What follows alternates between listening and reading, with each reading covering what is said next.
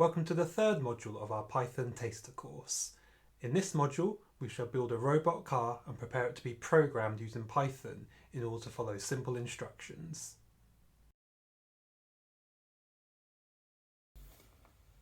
Okay, so the first thing that you're going to want to do is just to lay out all the components of the ring-bit car onto a table so that we can make sure we have all the components that we require.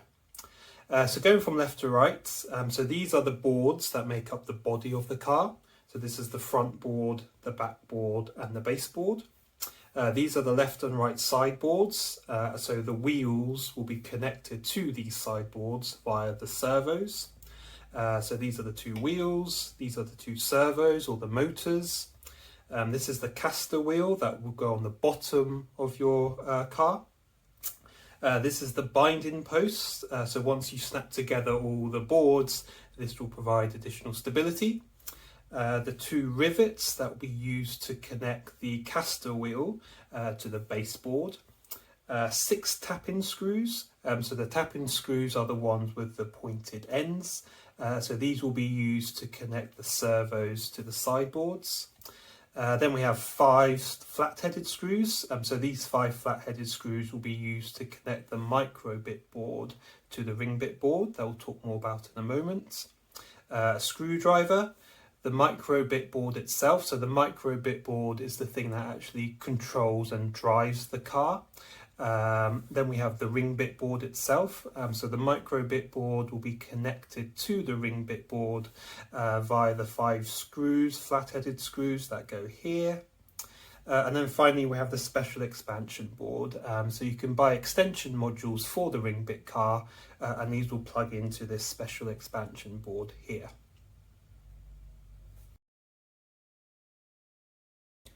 So the first step is to connect the servos and the wheels to the sideboards.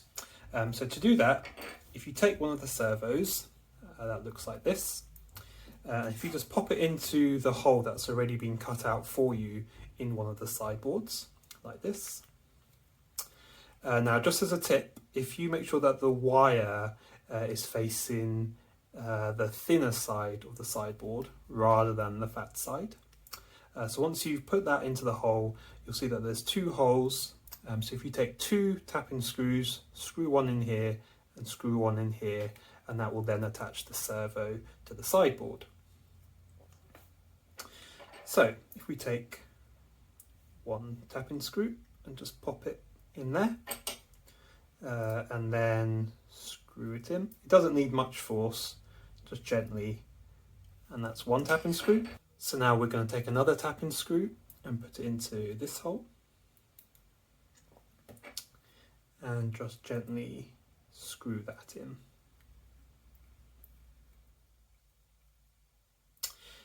Great, so now we have the servo that's connected in this case to the left sideboard.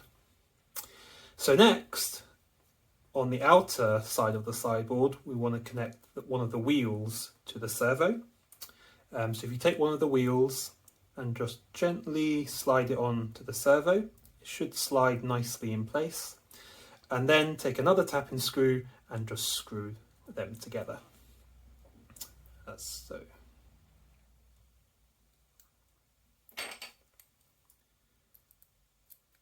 And again, not too much force, it should screw in fairly easily. And now we have the left sideboard completed with the servo on the inside of the sideboard and the wheel on the outside. So if you do the same for the right sideboard, then you'll have both sideboards completed.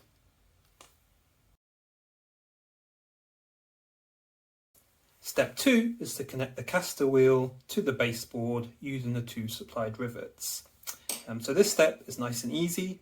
If you take the baseboard, which is the one with the 2 ears, if you place the Castor wheel on top, then you'll see that there are 2 holes that have been cut out for us, 1 rivet through that one and 1 rivet through the other, and that will attach the Castor wheel to the baseboard. So if we take one of the rivets and just pop it through there, needs a little bit of force, not too much, and then take the other rivet and put it through the second hole.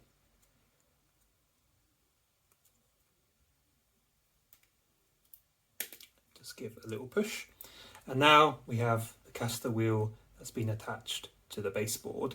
So the caster wheel will actually be the bottom of the car when it's fully assembled.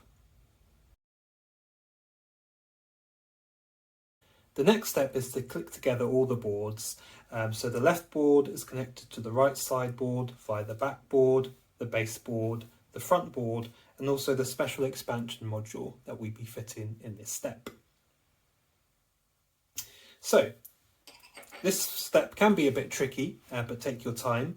So what I like to do is, if you take one of the sideboards, so in this case the left sideboard, and if you just click in place all the backboard, the baseboard, the front board, and the special expansion module first into the left sideboard, then we're going to take the right sideboard, line them up, and click them all into place.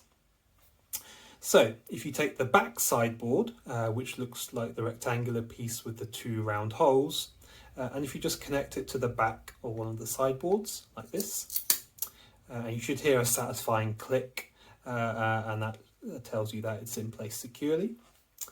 If you then take the baseboard and make sure that the two ears are pointing towards the back board, and also that the caster wheel is at the bottom, if you just snap it into place as such. So we have the backboard and the baseboard in place now. If you take the front board that looks like this and make sure that the two ears are pointing up, and just snap it into place at the front like so. And also if you take the special expansion module that looks like this, so we're going to have it this way up, and then it will attach at the bottom of the car, where you'll see two little slots as such. So we're just going to snap it into place like so. Great. So the left sideboard is now connected to the backboard, the baseboard, the front board, and the special expansion module. So the next step is then to take the other board, in this case the right sideboard, and to connect it with the other boards. So this step can be a bit tricky, but what I like to do is, if you first line up all the boards together, all the slots,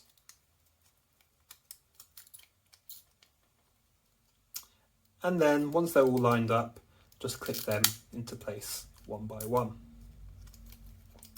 So that's the backboard, the baseboard, the front board, and now the special expansion module is also in place. So great, so now that we have the body of the car, so we have the two sideboards, the backboard, the baseboard, and the special expansion module, and the front board.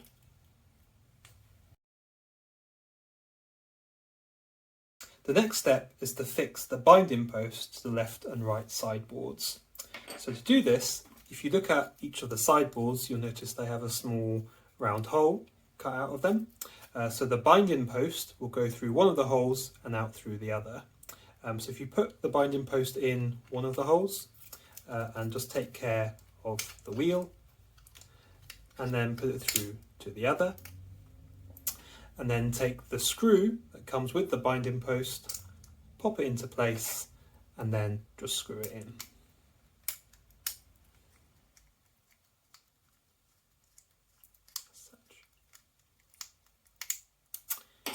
Great, so now we have the binding post in place. So the binding post provides extra stability for the body of our car, and also when we attach the ring bit board to the front of the car, the wires of the servo will go underneath the binding post, over it, and then connect to the ring board later on. Now that we've built the body of our car, we're going to attach the micro bit board to the ring bit board using the 5 flathead screws. So to do that, this is what the micro bit board looks like. If you turn it this way round and then line it up on top of the ring bit board, and then you'll see the 5 holes for each of the flathead screws. So if you take a flathead screw and just pop it into one of the holes and screw it into place. as such. And if you do the same for the other holes. It's a bit fiddly, but again, take your time, there's no rush. So remember, it's the micro bit that actually controls and drives the ring bit car. So the ring bit board by itself needs the micro bit board. Conveniently, the ring bit board comes with a battery pack at the back. So 3 AAA batteries, pop it into the battery board for the ring bit, and then the micro bit board will turn on. So last screw as such. Great, so now we have the micro bit board that's attached to the ring bit board, and behind is the battery pack for the 3 AAA batteries.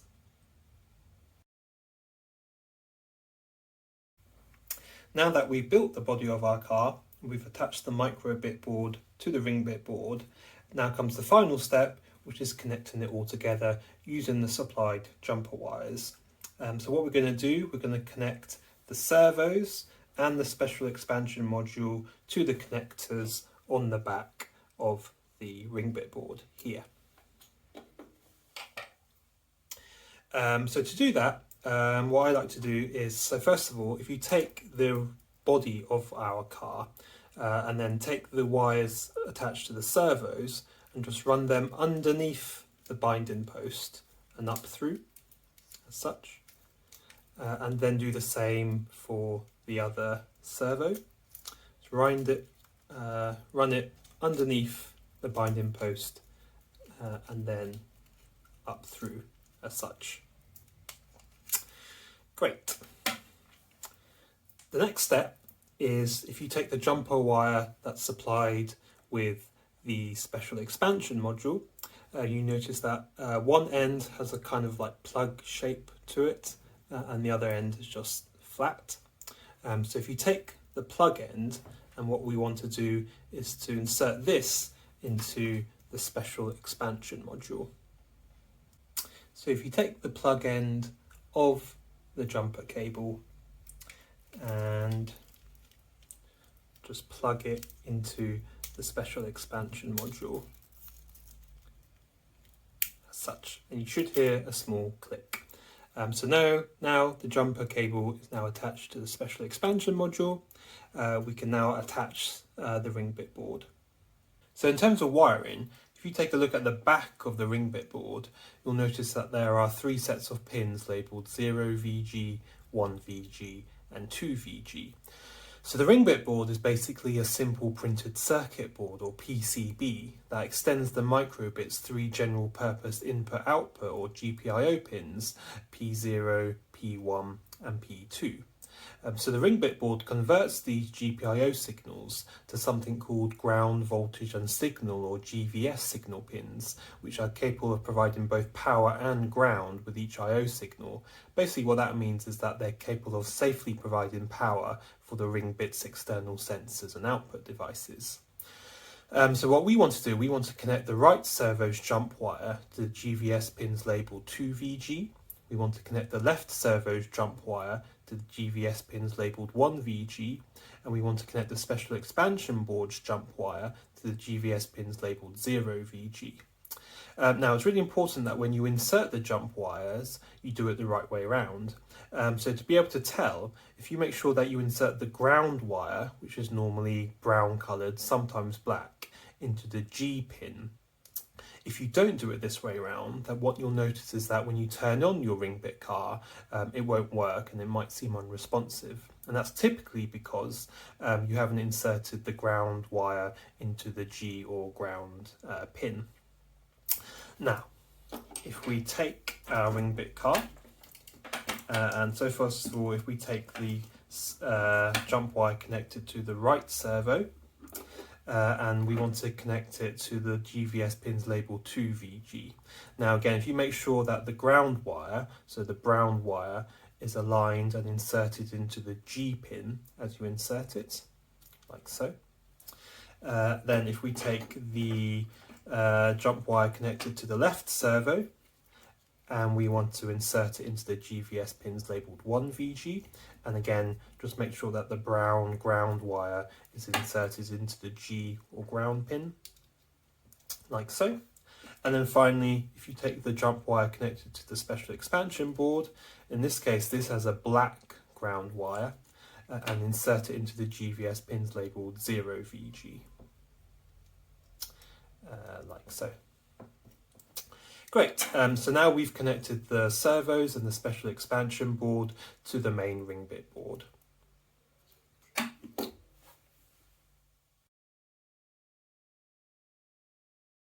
So the final step is just to take the ring bit module and just slot it onto the front of the car.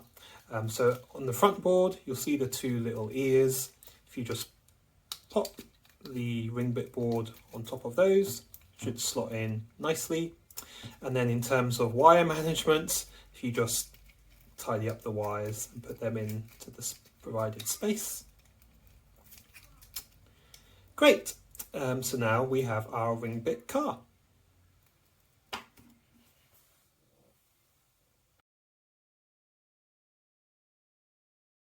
You can buy add-on modules that extend the features available to the base ring bit car. One of the modules that we have here is the tracking module that's equipped with 2 infrared sensors facilitating edge and black line detection, thus enabling our ring bit car to follow a route. So this is what the tracking module looks like, and you can see here are the 2 infrared sensors. So we're actually going to have it this way up, and it's going to connect directly to the special expansion board on our ring bit car. So if you flip them both over, and you'll see that there are 2 holes. So if you just pop the tracking module into place, take a screw and put it into one of the holes, and just screw it into place as such. Great, and if you do the same with the second hole, take a screw, pop it into place, and just screw it in.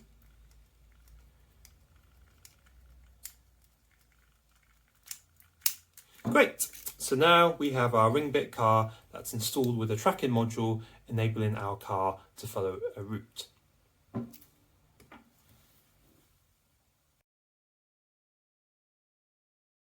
Another add-on module that's available for our base ring bit car is the Sonar bit, which is an ultrasonic sensor that facilitates obstacle detection and avoidance. The Sonar bit comes with the ultrasonic sensor itself and a board that connects to the backboard of our ring bit car via 4 rivets and a jump wire.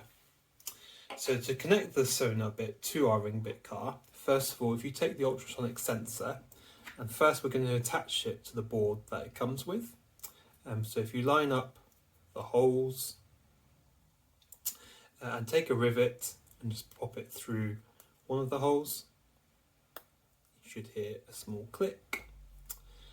And then take a second rivet and pop it through the second hole.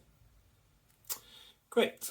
So now the Sonar bit is connected to its own board. We now need to connect it to the ring bit car itself.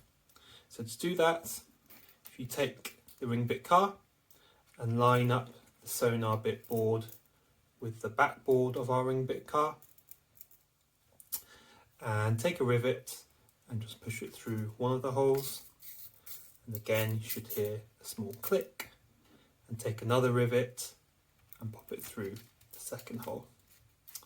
Great, so now we have our ring bit car that's been installed with the Sonar bit module facilitating obstacle detection and avoidance.